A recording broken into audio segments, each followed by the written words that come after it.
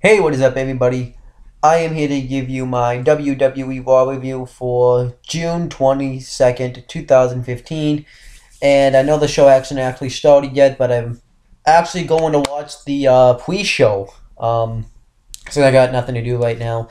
And I'm actually going to watch the pre-show for once. I've never watched... Well, actually, I've watched the pre-show. What I meant to say was I haven't watched the pre-show for Raw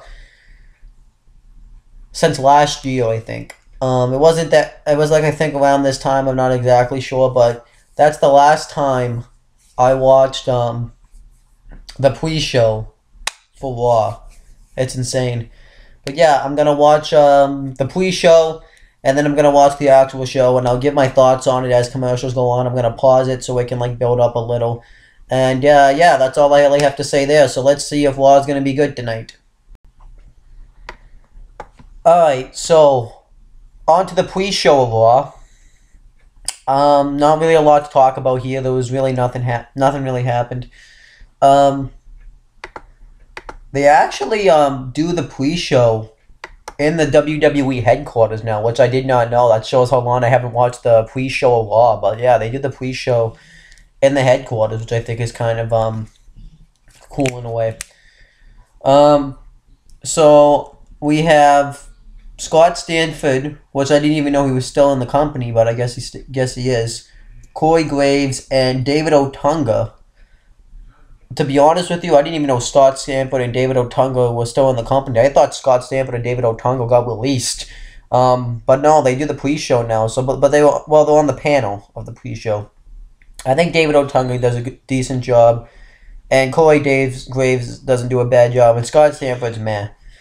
The only really thing that's really worth mentioning here is they made some matches. They made Roman Reigns versus Sheamus. They announced that John Cena is going to be here tonight, which doesn't make any sense. And if you think about it, because Kevin Owens is taking out people for months with that power bomb into the apron, and he does it to John Cena, then he's back like next week. That makes perfect sense. And you would think it would hurt John Cena more because he's like bigger and stuff like that. I don't know. But yeah, John Cena is going to be here, and they announce Ryback versus Mark Henry. And we get a Machine Gun Kelly interview, and he talks about the attack from Kevin Owens. And all that's really worth mentioning is that he says that it's all good. He's not going to take any legal action. He talks about his tour, and he said that he was fine taking a fall for his boy, John Cena. And then that was really the end of the pre-show. Not really a lot to talk about there. But yeah, now I'm going to go watch the real show, so I'll be back in I'm going to come back after each commercial and give you my thoughts as the show goes on. Okay, so we get JBL, Michael Cole, and Byron Saxton on commentary. And the first thing that happens on the show is Brock Lesnar and Paul Heyman come out. And Paul Heyman cuts like a promo talking about how in case this is actually kind of cool. He says his normal thing, ladies and gentlemen, my name is Paul Heyman, and I am the advocate. His normal shtick, which I do like because he explained in the podcast he did with Stone Cold Steve Austin that he does that to introduce who he is and what he's about and all that, which I like. And then he talks about how in case you haven't been watching, in case you've never seen the show, you're probably wondering or haven't known. Why Brock Lesnar hasn't been on Raw. So he shows the footage of Brock Lesnar just laying everybody out the night after WrestleMania. Paul Heyman says, you're probably wondering how we were able to get Brock Lesnar back. Well, we were able to do that because we made a phone call, and the agreement is that Brock Lesnar can return to WWE and get his WWE World Heavyweight Championship match against Seth Rollins if he apologizes in public to JBL and Michael Cole. So he goes over to him, and this kind of dragged on a little bit, I'll admit. He shakes JBL's hand, and then he goes over to Michael Cole, and he shakes his hand, and he gives him like a noogie. I thought that was awesome. The reason why is because it made Brock Lesnar look scared, because these two guys were really scared of Brock Lesnar, so it made him look intimidated. And then he gets in the ring, and then Paul Heyman just cuts an amazing promo talking about how now that that's out of the way, he's going to issue a future apology for what's going to happen to Seth Rollins at Battleground, because my client, the Conqueror, Brock Lesnar, is going to destroy him. And then he kind of puts over Seth Rollins, talking about how he was well, he kind of like talks about Seth Rollins. He puts him over a little bit, saying that he was an NXT graduate, the first ever NXT champion. Then he was with the Shield, and then he kind of puts him down by saying that he needed to be protected in NXT, and then he needed to be protected when he was in the Shield, which consists of, you know, Seth Rollins, Dean Ambrose, and Roman Reigns. Well, it did. And then he needed to be protected when he was in the Authority. He says that you're not going to be protected after my client Brock Lesnar gets done with you at Battleground. And then he talks about how Brock Lesnar is going to destroy him. He's going to. He said he's not going to do it either on behalf of the fans, the Authority, and everybody else. He said he's just going to do it for himself. And he talks about how he's the Conqueror, he's the Beast of Battleground, and he's going to enter Seth Rollins into Suplex City, bitch. Which I thought was awesome. And then now they leave. And this promo was amazing. Anytime you put a microphone on Paul Heyman, you're going to get amazing promos. So what's really shocked there, but I thought this was awesome stuff. And yeah, it was really good. So this is really good start of the show. Normally I don't, you know, like I said, I don't like that they start off the show every week with a promo, but you know, it's Paul Heyman. I'm going to give it a pass this week. So let's see how the show progresses going forward. Okay, so the first match on the show was Dean Ambrose versus Corporate Kane. I thought the match was what it was. It was a solid match, you know, but it was nothing really special, but the match was solid. And they did have a reason to fight because of that whole backstage confrontation they had last week. Dean Ambrose is going to put Kane away. And then Seth Rollins comes out, and then Kane goes for the chokeslam. Ambrose counters it. He ducks and dives on Rollins, and then he goes to go off the top and attack Kane, but then Ambrose kicks Rollins off the rope, and then Kane chokeslams Seth Rollins off the turnbuckle for the win. And I think I know what's happening here. I think Seth Rollins is helping Kane out because he's hoping that Kane will help Seth Rollins out when he faces Brock Lesnar for the WWE World Heavyweight Championship. That's exactly, I think, what's happening, because they kind of put it over on commentary, and then it kind of hit me, you know, right after this happened. So I thought this was fine. It kind of sucks Ambrose lost, but, you know, it was what it was. Okay, so the next thing that happens is Seth Rollins and Corporate Kane are backstage, and Seth Rollins is talking about how, like, when we work together like that, we're unstoppable. I mean, Seth Rollins wants to get, you know, the Authority back together, stop all this bickering, stop all this fighting. But Kane says, look, I don't know what you're doing. Now that Brock Lesnar's back and he's coming after your title, you're trying to get everybody back together so that way we can help you beat him at Battleground and retain the title. But Seth Rollins said that's not what it is at all. I beat Brock Lesnar, and he's about to, like, make fun of Kane. But then Seth Rollins says, I just want to get the family back together, you know, what do you say? And then he puts out his hand to shake Kane's hand, and Kane kind of walks away. So, yeah, there's that. I really wish they had Kane turn face and have him go back to the Devil's Favorite Demon and take out Seth Rollins, but that didn't happen, so it is what it is.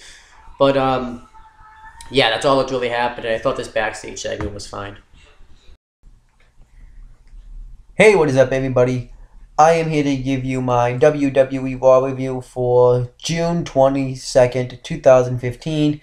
And I know the show hasn't actually started yet, but I'm actually going to watch the pre-show. Because I got nothing to do right now. And I'm actually going to watch the pre-show for once. I've never watched... Well, actually, I've watched the pre-show. What I meant to say was I haven't watched the pre-show for Raw since last year, I think. It wasn't that... It was like, I think, around this time. I'm not exactly sure, but that's the last time I watched the pre-show for Raw. It's insane.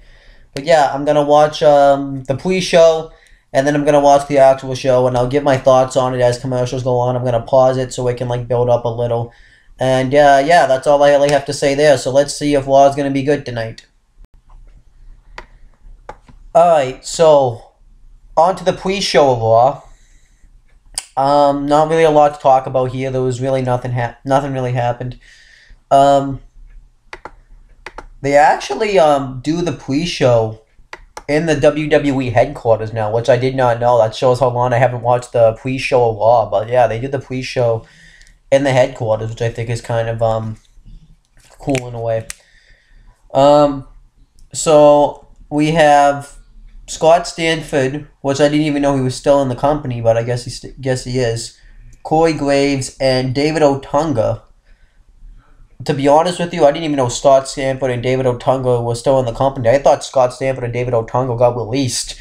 But no, they do the pre-show now. So, but they're on the panel of the pre-show. I think David Otunga does a decent job, and Corey Graves doesn't do a bad job, and Scott Stanford's meh. The only really thing that's really worth mentioning here is they made some matches. They made Roman Reigns versus Sheamus. They announced that John Cena is going to be here tonight, which doesn't make any sense. And if you think about it, because Kevin Owens is taking out people for months with that powerbomb into the apron, and he does it to John Cena, and then he's back like next week. That makes perfect sense. And you would think it would hurt John Cena more because he's like bigger and stuff like that. I don't know. But yeah, John Cena is going to be here, and they announce Ryback versus Mark Henry. And we get a Machine Gun Kelly interview, and he talks about the attack from Kevin Owens. And all that's really worth mentioning is that he says that it's all good. He's not going to take any legal action.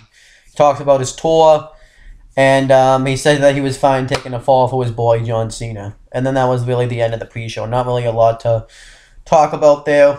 But yeah, now I'm going to go watch the real show, so I'll be back in a... I'm going to come back after each commercial and give you my thoughts as the show goes on. Okay, so we get Sheamus versus Roman Reigns. And I think they should be saving these two guys to have pay-per-view matches, but, you know, whatever. Roman Reigns destroys Sheamus throughout this match. He bounces his head off the announce table, throws him into the steps. And, yeah. And then Sheamus kind of dominates the match for a little bit. He hits an Irish Coast backbreaker on Reigns. And I thought that was a pretty cool spot right there. Then Roman Reigns starts to hit all his moves on him. He hits a bunch of clotheslines, which I thought was good clotheslines. And then Roman Reigns goes to do that drop kick that he normally likes to do. And Sheamus countered into a wicked clothesline, which looked awesome. And then he throws him into the Timekeeper's barricade. And he throws him right into the edge of it, which looked sick. And then Sheamus hits 3 Irish Curse backbreakers on Roman Reigns. Then he tries to get him into the Irish Curse backbreaker a bunch of times. Roman Reigns keeps getting out of it. He gets to the ropes, and then Sheamus slingshots him right into the ropes throat first. And then he gets him into the Irish Curse backbreaker. Roman Reigns gets out of it. Then Roman Reigns starts to make his comeback. He hits 2 back suplexes on Sheamus. He clotheslines himself and Sheamus outside the ring. And then Roman Reigns hits the drop kick, and then he hits like a clothesline onto the announce table, which looks sick. And then he gets in the ring. And then Bray Wyatt comes on the screen, and you hear him humming. And he's sitting like he's at like a tea party. And then Bray Wyatt is saying, "Don't worry, Roman Reigns will come. He's just a little busy right now. He wouldn't stand this up. Would you, Roman?" So then Roman Reigns runs backstage, and Bray Wyatt says, "Don't worry, he's coming." Because I guess he thinks Roman Reigns thinks he has his daughter with him. And we just see like the rocking chairs just like walking and nobody's in it, and then it goes off. His thing goes off. The match between Roman Reigns and Sheamus was a really well done match. I really enjoyed it. The segment between Bray Wyatt and Roman Reigns wasn't that bad. I like how they're doing the mind games with Bray Wyatt because that's his gimmick. And yeah, I'm still just kind of not sold on the feud just because of that whole fact, you know. It just feels like Bray Wyatt's just going to be fed to Roman Reigns. And it really is kind of a lose-lose situation because if Bray Wyatt loses, he loses more credibility, and if Roman Reigns loses, then he just lost to a guy. Then Roman Reigns pretty much loses some credibility himself, so it's kind of a lose-lose situation. I would have rather seen this match last year when both guys were really hot, because Bray Wyatt's really kind of irrelevant right now, and Roman Reigns they're trying to build him up to be champion. So, you know, it is what it is. But I thought this was pretty good stuff here. Okay, so we see Roman Reigns backstage, and Roman Reigns goes into the locker room where Wyatt was having his little tea party.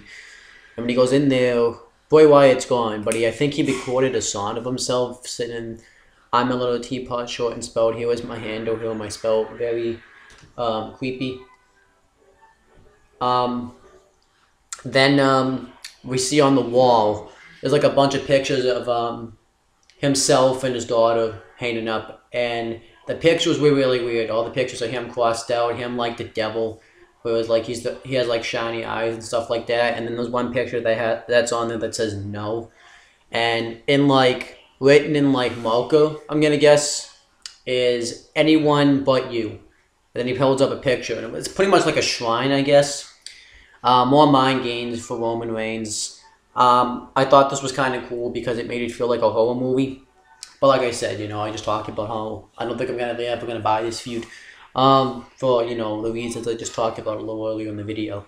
And then J&J Security backstage, Jamie Noble and Joey Mercury, and Seth Rollins comes up and pretty much says the exact same thing he says to Kane, except he changes it up a little bit by saying that he is the WWE World Heavyweight Champion, he represents the authority, and Jamie Noble even talks about how you were calling us Dumb and Dumber and Hobbits and stuff like that. And Seth Rollins says, well, people love those movies.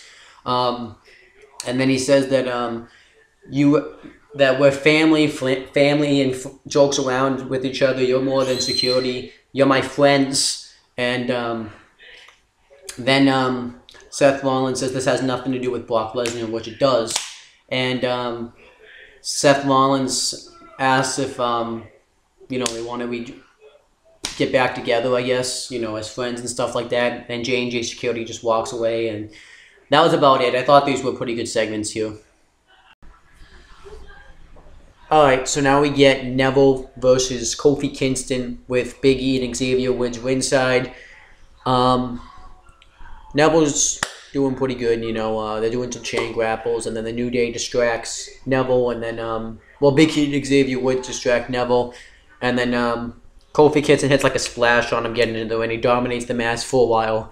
And then randomly out of the blue, Xavier Woods takes like a camera from like the cameramen there and just takes pictures of Kofi Kingston putting a headlock on Neville. I thought that was kind of weird, but it was kind of funny, I guess. I don't know. And then eventually Neville hits his flip dive over the top rope.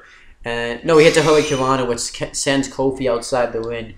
And then Big E and Xavier Woods are about to interfere in the match, and then the primetime players run out to kind of even things up, and then the referee just kicks him out, which I thought was kind of cool, just because they're technically not supposed to be out there, you know. And then they kick out Big E and Xavier Woods, and then it's just a one-on-one match. Neville hits an Enzuigiri and the Red Arrow on Kofi Kingston for the win. I thought the match was solid, but the match they had on SmackDown a few weeks ago was a little bit better. And then they just advertised the WWE Network. There's going to be like a live exclusive on the 4th of July.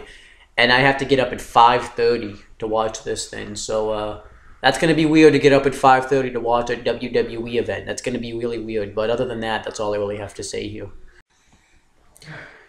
We get Ken Barrett versus Zack Ryder. Before the match, R-Truth, or Ken What's Up, cuts a little promo in a video.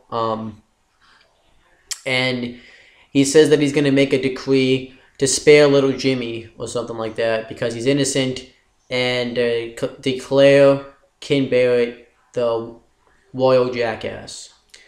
And then we get the match, and Ken Barrett wins with the bullhammer. Really nothing to say. The only thing I can really say is at least Ken Barrett didn't lose another match. At least he won something, but is it really something? Okay, so next, John Cena comes out, and he talks about how Kevin Owens, how he beat Kevin Owens at Money in the Bank, and how he was shaking his hand as a sign of respect, and then he laid him out afterwards. And then he just proved he was a scumbag. And then he talked about how he laid out Machine Gun Kelly last week. And then he talked about how Kevin Owens is nothing but a scumbag.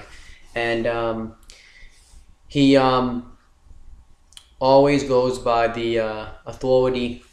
And he says that he talks about how the U.S. title is a sign of opportunity. And how if Kevin Owens wants it, he could come get it. But he said that he could just say no and not face him at Battleground for the U.S. title. You know? And then John Cena says that trying to remember. Oh, and John Cena says that he could just say no because Kevin Owens said no to his challenge for his NXT championship. And John Cena said that if he says no, then he wouldn't be pretty much wouldn't deserve to be a champion. And then so I guess he pretty much says yes. But then Kevin Owens comes out and he says that oh, I love his promo. He says that people are always making fun of him, you know, because of his weight and how he looked out of shape, and everyone was out, and how he just called him a scumbag. But he says he doesn't care about what other people think. And he says that he beat John Cena at Elimination Chamber, and he laid him out at Money in the Bank, but he never actually gave Kevin Owens an answer. And then he starts talking some stuff in French, and then John Cena says that you can't look, that people aren't equal to you because of the language you speak or where you're from. It's because you are a kiss-up scumbag or something like that. And then John Cena says some things in French and Chinese, and then he says in American that he accepts the challenge and will face Kevin Owens for the United States Championship. And Kevin Owens also said too that he wants to take that title because of what it means to John Cena, which I liked this angle here. I think it was really good. And then afterwards he says that he's going to kick Kevin Owens' ass. And then Triple H and Stephanie McMahon are backstage, and Seth Rollins comes up and tells them that Corporate Kane and J&J Security aren't sold on him. They're not going to join back the authority. He feels like that he ruined the family over the past few weeks, and he wants to fix it. And Triple H tells him to cut the crap. He says the only reason why you want to get the family back together is because you're afraid of Brock Lesnar. And he says that's good. That's a smart man. A smart man is afraid. If you weren't afraid, you would be an idiot. And he says that they have faith in him to have this match against Brock Lesnar. And Stephanie McMahon tells him that he has to apologize. Well, in the ring tonight to Corporate Kane and J&J Security. And that was it. So I thought these segments were really well done. I really enjoyed them. And yeah, they were pretty good. Okay, so we get Nikki and Brie, the Bella Twins, with Alicia Fox ringside because she's aligned with them now, versus Naomi and Tamina Snuka. I'm going to keep saying it time in and time in. They really missed an opportunity with Naomi. All of a sudden, they didn't want to push her anymore, and they got bored of her. Yay. I don't really know who I think the Bellas were the face in this match because Naomi and Tamina were acting like heels, but it really doesn't make any sense because the Bella Twins are like the heels in the whole storyline because everyone trying to rebel against them makes no sense. But there was a botch in this match where Tamina Snuka accidentally ran into the ref. But Naomi hits the rear view on Brie Bella, and then she accidentally hits it on Tamina Snuka, and then Nikki Bella hits the forearm and the rack attack for the win, and then that's it. Thought it was pretty boring. And yeah, that's all that's really happened. Alright, next match is Ryback versus Mark Henry with Big Show on commentary for the match. The match was decent. It wasn't anything special, but it was decent. Mark Henry, well, Big Show gets off commentary to cheer Mark Henry on. And then Mark Henry goes for the world's strongest slam. Ryback reverses into a Miho clothesline. Then he hits a splash for the win, which I thought was kind of cool. Because Ryback doesn't really do those moves that often. And then Big Show kind of gets in the win and talks trash to Mark Henry, and that was it. I thought he was going to like knock him out or something, but he didn't, so I didn't really see the point of that segment. And then backstage, Ryback gets interviewed by JoJo, and he said that they're going to have to change his name to Flyback. And he talks about how winning the Intercontinental Championship was one of the most important moments of his career, or biggest moments in his career, or something like that. And he says that his parents haven't spoken in years, but they got together to see him defend the Intercontinental Championship, and that meant the world to him. And he said that the Intercontinental Championship means the world to him, and he's not going to lose it. And I really like this promo here. And then Big Show comes up and says that Ryback's a little man living in a big man's world.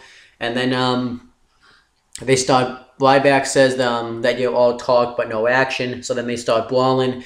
And the camera work was pretty crappy, but I thought it was something different.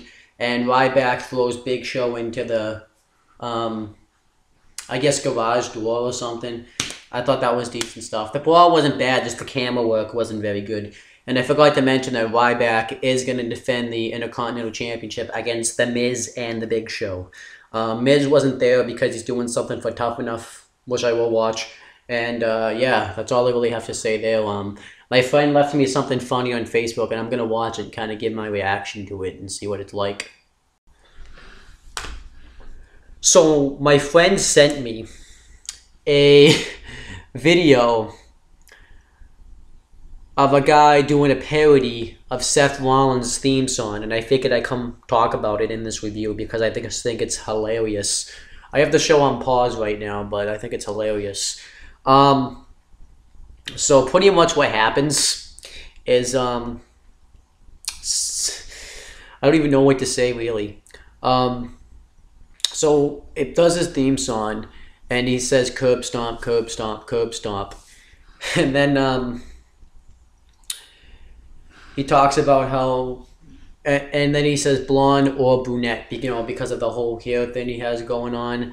And he talks about how he was the smallest one in the Shield, and how he dresses up like George Clooney from Batman, which he kind of does if you look at the picture. And then he talks about how we've seen his dick, which we have. I really disgusted that I have, but I have.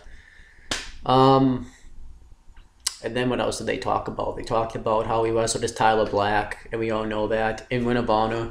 And then we all know that we've seen his dick. And then how and then the song just keeps going, and the guy rages, which was awesome. It's totally worth checking out. And then it talks about how he just says random stuff like cat, chair, and he ain't afraid of no ghost, and it shows like a ghost poster thing, and then it showed something about the Beatles. But this video is really hilarious. It's totally worth checking out. I'm gonna put it on my Facebook page, but I just figured I'd come on here and talk about it. It was really funny. Alright, so the next match is Dolph Ziggler with Lana versus Adam Rose with Rosa Mendez. They announced on SmackDown that it's going to be Dolph Ziggler versus Sheamus, which should be a good match. I can't wait to see that. And Adam Rose cuts a promo talking about how us fans don't get it, how Dolph Ziggler and Lana don't get it. They don't really get what real true love is. And him and Rosa Mendez are true love. That's not true. And the match actually wasn't that bad. It was pretty good. Dolph Ziggler hits a drop kick right off the bat. He goes for the famous serve. Adam Rose counters. Adam Rose hits a spine buster. Ziggler kicks out. And then Adam Rose tries to go off the top, but Ziggler hits a super kick on him for the win while he's coming off the top, which was sick. I just really wish they would use Adam Rose better. He really is a good worker. And yeah, I just really wish they would utilize him better. And then afterwards, Ziggler and Lana kiss, and we see Rusev watching backstage, and he freaks out. He destroys the whole set. I wonder if he gets fined for that. And I wonder if like somebody's watching backstage, like somebody else have a match, if it pops up on the screen and we can see it. I just wonder. But he drops his crutches, and then Summer Rae hands him his crutch, and she says that she's better than Lana or something like that. And then the Authority, except for Seth Rollins, are backstage, and Jamie Noble said that all Seth Rollins, I can't talk today. All the Seth Rollins wanted us to do was just interfere in his matches and have us get laid out just so he could win. And we're smarter than that. He keeps referring us to the Hobbit and Dumb and Dumber. And he says, if anything, we're like Yoda because we're the smart ones. And Stephanie McMahon says, you certainly have the ears like Yoda, which I did laugh at. And she says that Seth Rollins is just under a lot of pressure because of this whole thing with Brock Lesnar. And we have confidence that he can go face Brock Lesnar on his own, but he seems to want your support. And Triple H even talks to J&J Security and says that Seth Rollins, that you guys don't understand what it's like to have the pressure of holding the WWE World Heavyweight Championship. And he says, he tells Kane that you know what it's like. It can even drive a sane person crazy. I don't know why he said that to Kane, because Kane was never really a sane person until he was in this Authority thing. And then they agree to go out and face Seth Rollins, and then Triple H is just like, Yoda? And then that was it. But I thought the stuff was pretty solid. It was pretty good. Okay, so now we get the final segment of the show. It is Seth Rollins' big apology to the Authority. He comes out and he says that sometimes it takes a man to admit his mistake, that he was wrong, than to pretend that he was right. And he calls out Corporate Kane and J&J Security. And he says J&J Security, when he says that he's his friend. He pretty much says the same thing that he said backstage earlier, but the only thing that he really says differently is that he used to idolize him. He likes to do all their moves and stuff like that. I thought that was cool. And then he tells Kane that he respects Kane. He says that he said a lot of bad things about him, like he was a dinosaur, but he's not a dinosaur because he is extinct, and people get older as time goes on. When people get older, they get better as time goes on. And then he says that Kane was his favorite wrestler growing up. I honestly doubt that. Not that I'm trashing Kane. I just don't think that. I just think that's just an ultimate kiss up right there. And then before they can really answer whether they accept his apology, Brock Lesnar and Paul Heyman come out, and Rollins, J&J Security, and Kane are all in the ring, ready to fight. And then they leave Rollins by himself to face Lesnar. But then it ends up being a trap. Kane tries to attack Lesnar, but Lesnar lays him out with a clothesline. He lays out J&J Security. And then he gets in the ring, and he hits 3 German suplexes on Seth Rollins, which looked awesome. And then and then he goes to lay out Seth Rollins with an F5, and then Kane runs in, starts attacking. Lesnar hits a choke slam on Lesnar, but he doesn't stay down, and then Lesnar continues to attack Kane, and Rollins and Kane attack Lesnar. They go after his knee. Well, first Rollins goes to attack Lesnar. He goes for the F5. Kane attacks his knee, and then they start attacking his knee. Kane takes a chair and hits Lesnar's leg while it's against the steel post, and then they just start beating the crap out of Brock Lesnar.